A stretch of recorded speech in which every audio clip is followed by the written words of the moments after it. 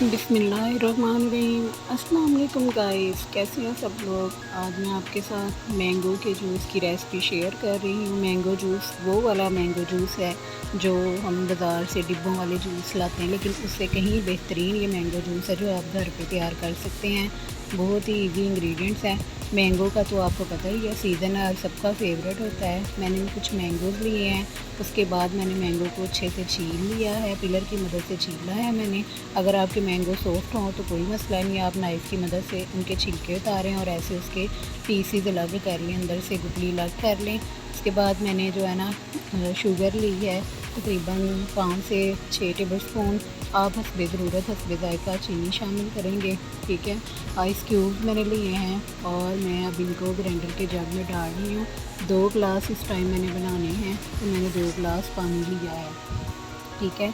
बहुत ही ये हेल्दी जो है ना मैंगो जूस घर पे तैयार हो सकता है। आप अपने घर में बच्चों को ज़रूर बना के पिलाएं। देखें सुभान अल्लाह, आप मेरी फ़ाइनल लुक जूस की चेक कर सकते हैं। बिल्कुल बाज़ार से भी बेहतरीन जूस तैयार हुआ है।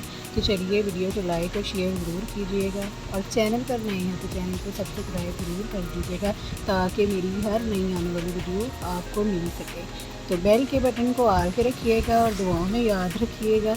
इंशाल्लाह फिर किसी नई रेसिपी के साथ हाज़िर होंगी। अल्लाह हाफ़िज़।